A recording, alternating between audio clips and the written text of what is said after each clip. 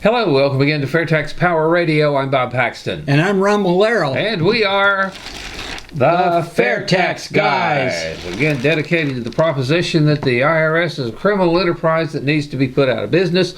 And the only way to do that is with the fair tax. Yeah, and it's the only way to do it, all right? People will talk about, well, I favor a flat tax. We started out with a flat tax, and look what we have now, okay? Flat tax is not going to do it. Fair tax is the only proposition that gets rid of the IRS, and we dearly need to get rid of the IRS. Flat tax is still an income tax. Flat tax retains the IRS. Flat tax still retains tax returns.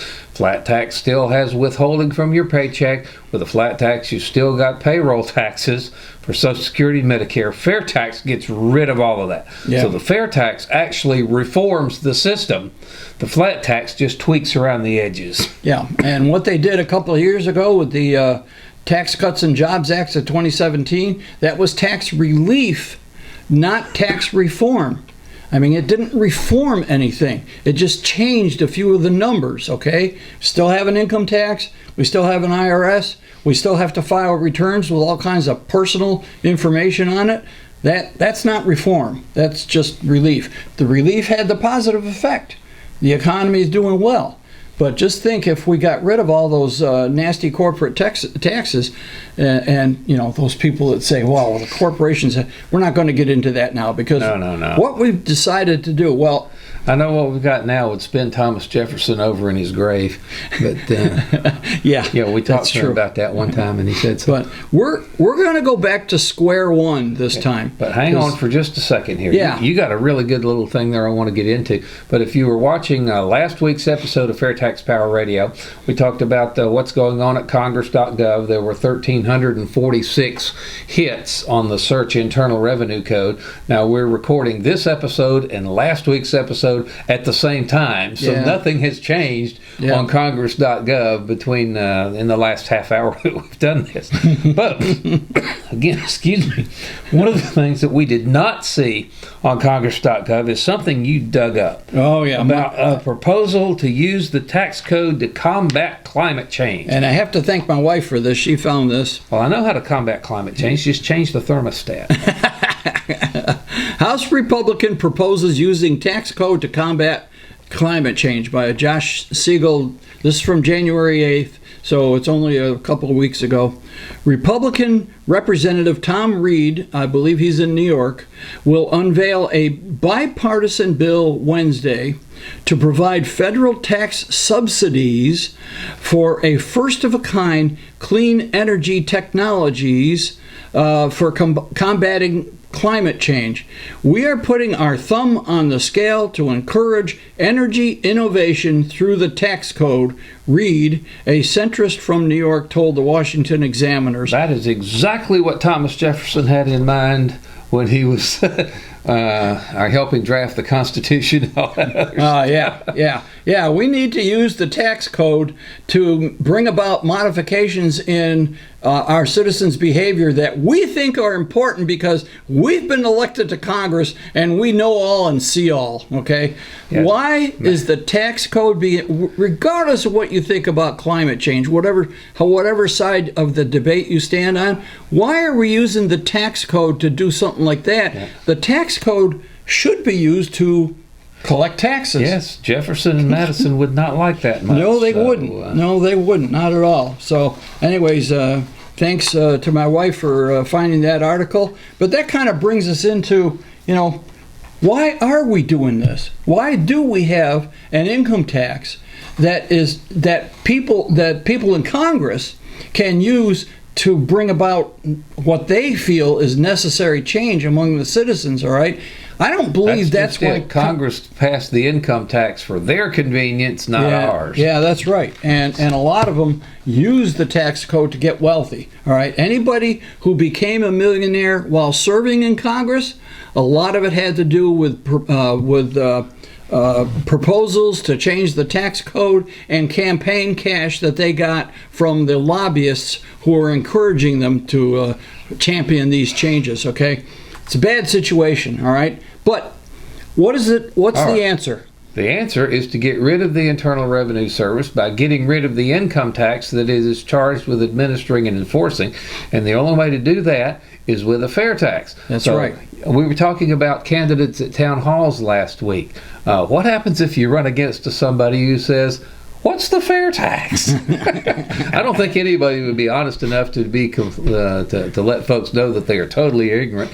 But there are still, after 20 years, believe it or not, we've been at this for 20 years. The FAIRtax movement has been at this for 20 years. FAIRtax Power Radio has been a part of it for the past, 4 or 5, I think.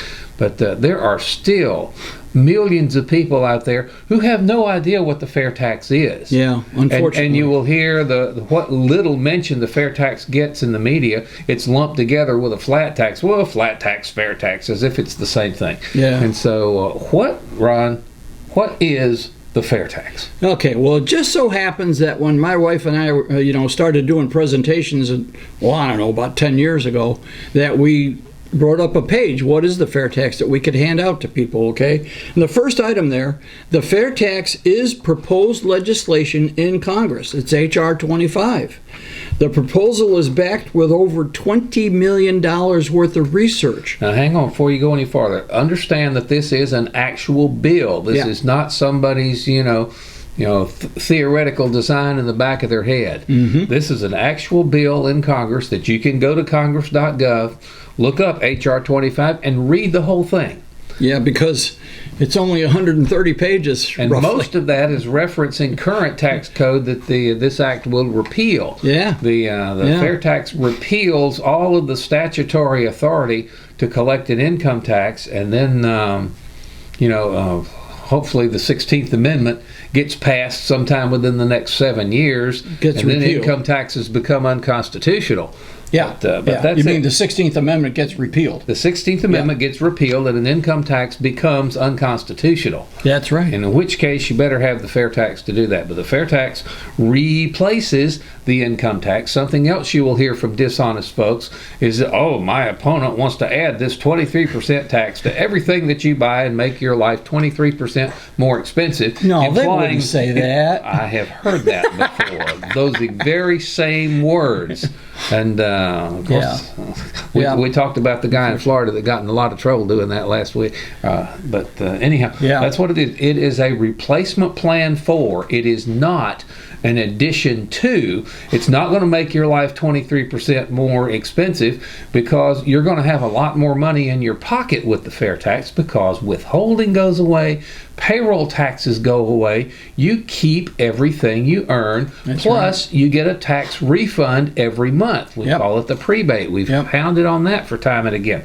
Let's get to that prebate in a little while. Again, don't be fooled into thinking that this is just a new tax on top of what you're already paying. It is a replacement plan for personal and corporate income taxes. Bob makes a good point there. It's a very important point. The fair tax replaces all federal payroll and income taxes, including personal and corporate income taxes, gift, estate, capital gains, alternative minimum, Social Security, Medicare, self-employment taxes. I'm not sure if I got them all, but that's quite a list. All right, and it replaces them with a consumption tax. So instead of being taxed on your success, your hard work, all right, all the hours you put in at work, instead of being taxed on that, you'll be taxed on what you spend, what you choose to spend, and only if you buy new products, okay, and services, yes, services will, like when the plumber comes to the house and fixes something, that's a service, you got to pay the fair tax on that. So it is a sales tax on new goods and services, okay? Used goods will not be subject to the fair tax.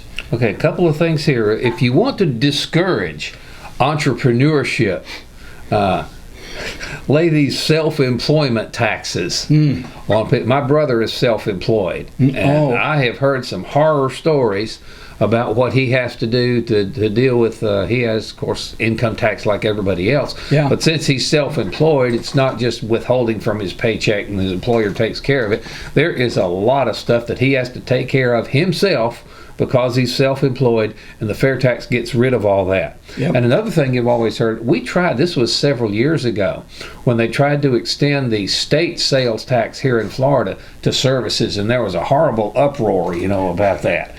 And that's something else that you might hear as well. People don't like the idea of taxing services. Services could be anything, from the plumber coming out to the landscape guy coming out to getting a haircut to getting legal fees if you have stuff like that. Yeah. We shouldn't tax services, but understand that in the price of every service that you are buying now is the embedded cost of the income tax. That's right. Because the money you pay to your barber for a haircut, the money you pay to your landscaper to cut your grass, the money you pay to the plumber to come unclog your drain, all of that money is taxable income to those service providers, and a piece of what you pay them for their services ends up at the IRS as their income tax. Yeah, that's right. So there's really not a whole lot of difference, because the service collector under the fair tax will just collect the fair tax from you, and rather than sending in his or her income tax, just remits the fair tax. So it's a wash as far as the service provider goes. But it's so much easier not to have tax returns. Yeah. It's so much easier not to deal with withholding if you're an employer trying to do that to your employees. Yep. It's just so much simpler. If there are two things: simplicity and fairness. That are two things that the income tax is not. It's not simple, and it's not fair. Not even close. Not even close. So there you go. And Bob mentioned about the corporate taxes in the current situation, and on top of the taxes that corporations and business individuals have to pay is the compliance costs. All right, they have to hire professionals to keep, maybe check their books and do their taxes at the end of the year. If they're a larger corporation, they're going to hire work with these people on an ongoing basis. So the cost of complying with the tax code, that's a cost of doing business. That gets rolled into the price of their product. That makes it more expensive for all of us. That's it. You either hire your own army of tax attorneys and advisors, or put them on your own payroll. And there are companies that do that have just got legions of folks whose only job is to keep up with the tax code and keep the corporations, baking out of the fire to make sure they don't end up in any kind of issue. But you spend so much more in a small business. That is what's really killing small business, the compliance costs that they have to deal with. In the cases, a lot of cases, it's more than the tax liability. Yeah. They spend more just complying with the code than they do paying the tax. I've used this example before. And the fair tax gets rid of that. That's right. My wife and I had a small truck leasing business, years ago. And even in the years in which we didn't make a profit and didn't owe any taxes, we still had to pay our accountant anywhere from $500 to $1,000 a year to, one, make sure that the QuickBooks entries that I was making all year long were accurate, okay, and two, complete the corporate tax return at the end of the year, because frankly, I didn't know how to do it. No. So, anyways. And you need to go back and see the interview we did with Jade Wally a while back about all of the other things that CPAs do besides taxes. Yep. And if all the smart people that have CPA degrees, if they were unleashed to actually help businesses expand and grow, as opposed to just doing their taxes, I know it would work. Jade Wally, he's a CPA from Colorado, a strong fair tax advocate, very knowledgeable, and he does our webinars, which we have every 3 months. But we haven't had him on the show in a while. Well, we may have to fix that. I think maybe we need to have him on the show, because instead of talking about how CPAs are in favor of the fair tax, because taxes is not the only thing they do. It's one thing that they do. It's a misconception on a lot of people that that's all they do. But of course, remember when we went out to Oklahoma last spring, and we talked to a class of graduate level CPA students, and in the poll at the end of that, I think there were 24 students in the class, and at the end of the class, at the end of our presentation, 16 of them, 2/3 of the class, thought that the fair tax was a great idea. And these are people who are looking at making their living as tax attorneys. And Jade said the year before it was unanimous. Yeah, that was a good experience for us because their questions help us to learn more about it too. All right. So that's what the FAIRtax is. It replaces the income tax. Now, all the nasty things that come with it. If you're hearing about the FAIRtax for the first time and you're knowledgeable about taxes, consumption taxes, and so forth, you might be thinking, this is a sales tax, and sales tax are notoriously regressive. Regressive means that they hurt the people at the lower end of the income scale more than the upper end. And that's true. A normal sales tax, especially we're talking about a FAIRtax that's 23%. Yes, that's a large amount, but yes, it's a large federal government. If you take 23% from everybody, there's a line of thinking, well, that's fair. Everybody pays the same percentage. But you take 23% away from minimum wage family that's barely getting by, and 23% away from a multi-billionaire who's barely going to feel it. Yeah. That's it right. would still be a big chunk of dollars, but you're going to hurt that lower family a whole lot worse than you're going to hurt the rich guy by taking the same percentage from each. So in order to make sure that the tax system is progressive, does not fall unnecessarily hard on those who can least afford it, we got to have a mechanism for making sure that doesn't happen. Yep, and it happens to be a very simple mechanism because it is elegant in its simplicity and it's foolproof. Yeah, that's right. You just simply refund back to everybody the cost of the taxes they pay on their basic cost of living. Knowing that it is the nature of a sales tax to be regressive, and it's admittedly it's not like a 6 or 7 or 8% state sales tax. It is a 23% sales tax, and that's pretty hefty. But it's 30% if you listen to some people. That's another argument. Okay, I couldn't resist. But the people who came up with this idea said, we need to. So they put their heads together and they came up with the family consumption allowance. In other words, they know from Health and Human Services, a federal agency, every year that agency publishes the poverty guidelines. For instance, I don't have the 2020 figures just yet, but the 2019 figures, these are still indicative of what's going on. According to Health and Human Services, a family of 4, mom and dad and 2 kids, required $33,820 just to get by. Food, clothing, shelter, okay? This is what a family of 4 would need just to get by. So, yes, they will pay the FAIRtax on all the new products and services they pay for, including groceries and so forth. It's embedded into the cost of what they buy. It'll be right on the receipt when they purchase it. You can't evade it. But what they're going to do, since they know what the poverty levels are for a family of 4, a family of 6, a family of 2, whatever, they know what these poverty levels are from Health and Human Services, and they're saying, well, if a family of 4 requires $33,820 and they're paying 23% on everything they purchase, just to maintain, just to exist, well, that amounts to $7,779. We're going to reimburse them.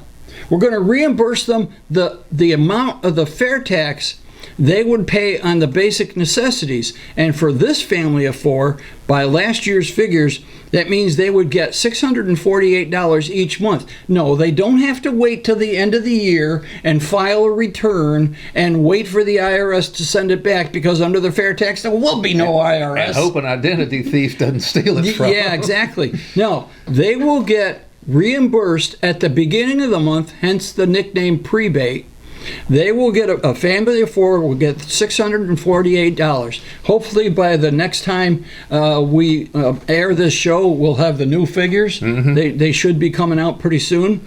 But that's the idea. If you're reimbursing each family, and not just the families living at the poverty level, every legal household in the country will get the prebate based on the size of their household, the number of people in their household. That's it. It has nothing to do with income. So, it could be a family of 4 that's just getting by. It could be a family of 4 that's making $1 million a year. Doesn't make any difference. They get the same prebate because it's a family of 4, and they're going to be reimbursed for the fair tax they pay on the basic necessities, and that renders the fair tax progressive, not regressive. I can't believe you favor such an enormous new federal entitlement. Yeah, and it's not an You'll hear entitlement. that. It's really no different than the standard deduction right now.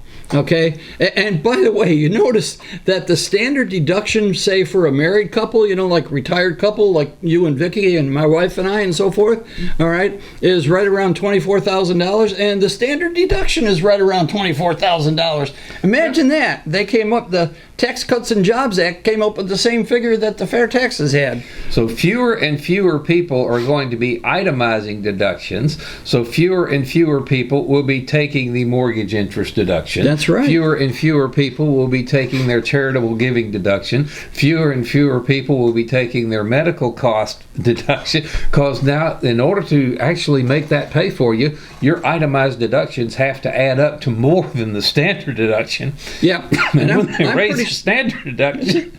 Oh, you're having a tough time. Oh, yeah. I don't know what this is. It's got off in my throat. Anyways, I remember that Steve Hayes, in one of his chairman's reports, mentioned, when he talked about the Tax Cuts and Jobs Act, that with the standard deduction being raised to $24,000 for a married couple, about 90% of people are not going to be itemizing. They're going to take the standard deduction because there's no way that their deductible expenses approach that $24,000. It doesn't happen for us, and it doesn't happen for most Americans. So most people cannot take advantage of these deductions, whatever they are. Okay? So anyways, the prebate is an extremely important concept. It's what makes the fair tax fair. Okay, so if anybody says, oh, the fair tax is a sales tax, it's regressive, they don't know what they're talking about. They haven't really studied the issue, but now you have. Okay? Yeah, if you want a really in-depth analysis of how that works, read the White Book. Yeah. Yep, there you go. Okay. Now, a couple other important things here. We got a few minutes left. No taxes on business-to-business purchases. This is very important, okay? Well, corporations have to pay their fair share. No, corporations write a check to Uncle Sam and then embed the cost of that into the price of their goods and services. Yeah, it's always us, either their employees, their customers, or their shareholders. Always and forever pay the taxes that the corporation. So under the fair tax, there is going to be no business to business. So if you have a small business and you have to buy some computers to do your record keeping, those computers will not be subject to the fair tax as long as they're used within the business. If you need a pickup truck for your business, all right, that pickup truck will not be subject to the fair tax. Now, if you keep the pickup truck for 4 or 5 years, and then you sell it on the open market, at that point, the fair tax will be collected on, what its value is, what it's sold for, okay? Business-to-business purchases are not subject to the fair tax, because if they did, that just creates the problem with the compliance costs that get rolled into the cost of the product. We don't want to do that. Yeah, no tax on the cost of materials that you buy to manufacture into other items. Yep. Yeah. The other exemption is for nonprofits, such as churches and so forth. Nonprofit organizations, all right? They won't be subject to the fair tax also.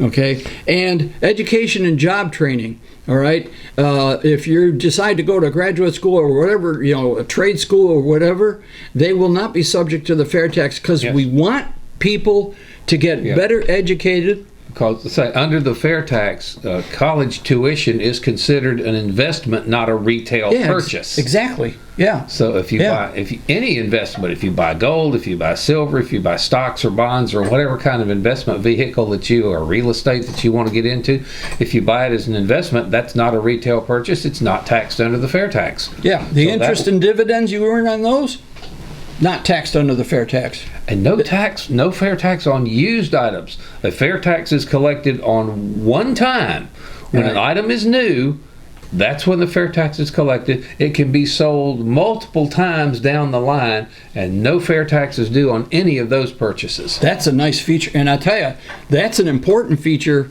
for the people at the bottom of the income scale that are just getting by. All right, that family that's earning $33,000 or $34,000 a year for a family of 4, they're just squeaking by. They're not going on Hawaiian vacations. Okay, so when it comes time to buy a car, which is a big expense, okay, they can legally avoid the fair tax by buying a used car. They'll do their shopping, they'll look for a good used car and so forth, and they can legally avoid it because used items are not subject to the fair tax. That's a big deal for the people that most need the help.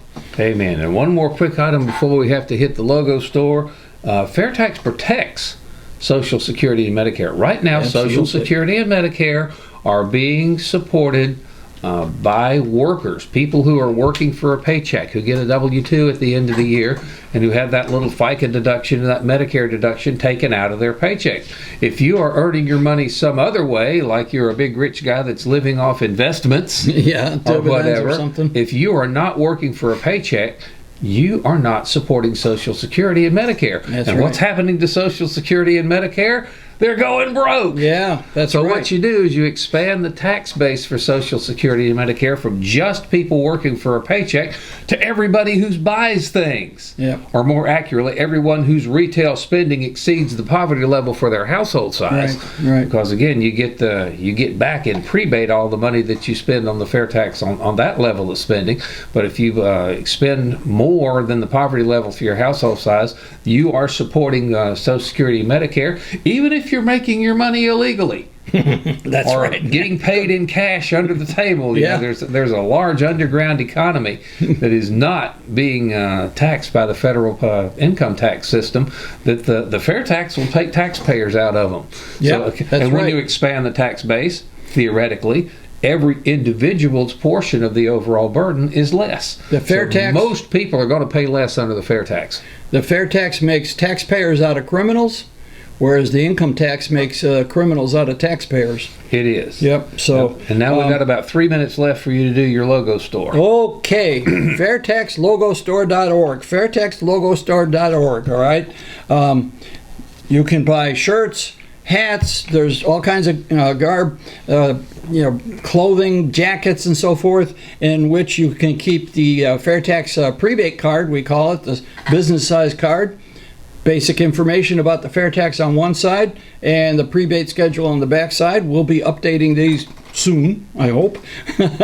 All right. These are popular item. Okay. There's the information cards. These are a little larger. You can buy a packet of these things, and you can keep these in your car, in your purse, in your coat jacket, or something like that. We always leave one when we go out to dinner and we sign the check. We leave this. Sometimes we leave a fair tax pen. All right, so these palm cards are very interesting. We have, if I can get these little things, we have earrings now.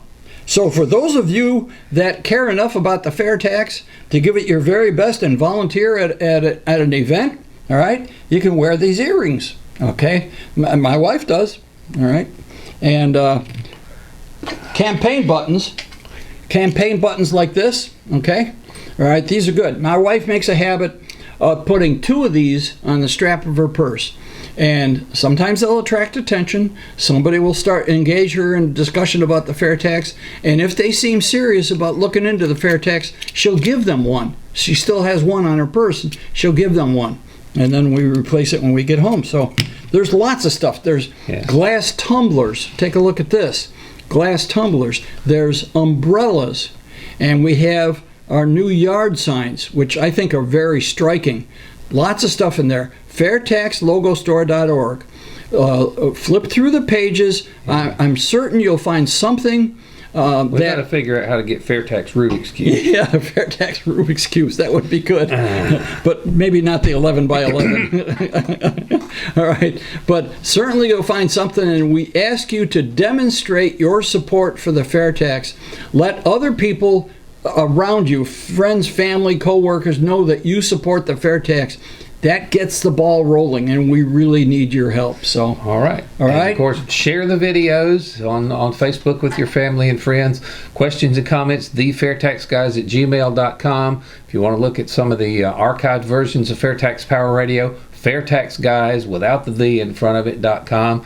And that's going to wrap up this edition of FAIRtax Power Radio. Again, I'm Bob Paxton. And I'm Ron Malero. The FAIRtax Guys again reminding you that the FAIRtax is the only truly fair tax, and once you understand it, you'll demand it.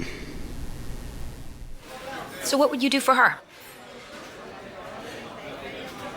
Well, we've got several programs that will help her. We just need to find out how much she makes. But the good news is, the less she does, the more we can help. Yeah. If I may, with the FAIRtax, we wouldn't even tax her income. So the more she makes, the more she has. But still, a consumption tax could eat up a lot of her income. Which is why at the beginning of every month, we're actually going to give back all that she pays in taxes on basic necessities. You're going to give her back her taxes? Every month, on everything taxed on basic necessities. But we're also going to give it back to you and to every American citizen. Why? Well, we believe taxes should be fair.